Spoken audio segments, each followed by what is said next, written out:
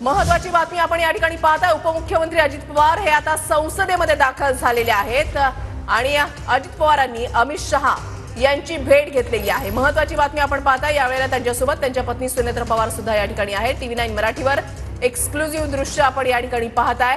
अजित पवार यांनी अमित शहा यांची भेट घेतलेली आहे। महत्वाची बातमी आपण पाहताय।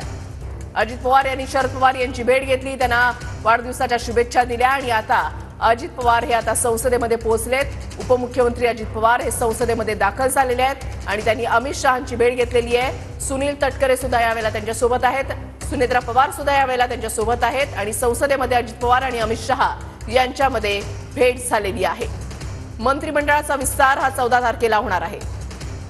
आज रात्री मुंबईमध्ये महायुतीच्या नेत्यांची महत्त्वपूर्ण बैठक होईल, त्याच्यावर शिक्कामोर्तब होऊ शकतं आणि या पार्श्वभूमीवर या घडामोडींना वेग आलेला आहे। उपमुख्यमंत्री अजित पवार हे संसदेमध्ये पोहोचलेत, अमित शहांची त्यांनी भेट घेतली आहे। अधिक माहिती जाणून घेणार आहोत। संदीप राजगोळकर आमचे प्रतिनिधी आमच्या सोबत आहेत। संदीप, काही मिनिटांपूर्वी उपमुख्यमंत्री अजित पवार हे थेट संसदेमध्ये दाखल झाले आहेत वृषाली, कारण अधिवेशन सुरू असल्यामुळे केंद्रीय गृहमंत्री हे निवासस्थानी नाहीत, सध्या ते संसदेत आहेत आणि तिथं त्यांची आता बैठक जी आहे ती सुरू झाली आहे। अमित शहा यांच्या कार्यालयामध्ये अजित पवार हे पोहोचलेत, त्यांच्यासोबत खासदार सुनील तटकरे आणि प्रफुल्ल पटेल हे देखील दोघे जण असल्याचं समजतंय।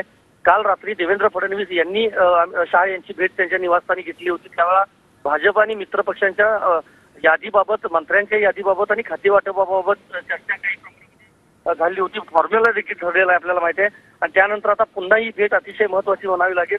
अमित शहा जो फॉर्म्युला आहे तो कदाचित अजित पवार यांच्यासमोर स्पष्ट करण्याची शक्यता आहे। काही खात्यांवर अजूनही अजित पवार हे म्हणजे आग्रही आहेत, त्यामुळे अमित शहा त्यांची मागणी जी आहे ती मान्य करतात का हे बघावं लागेल आणि त्यांची म्हणजे शहा यांची भेट झाल्यानंतर पुन्हा थेट अजित पवार हे मुंबईसाठी रवाना होणार आहेत। मुख्यमंत्री देवेंद्र फडणवीस हे मात्र अजूनही दिल्लीतच आहेत, ते दुपारनंतर रवाना होणार आहेत आणि आज रात्री महायुतीची मुंबईत बैठक होणार आहे। नक्कीच धन्यवाद संदीप दिलेल्या सविस्तर माहितीसाठी।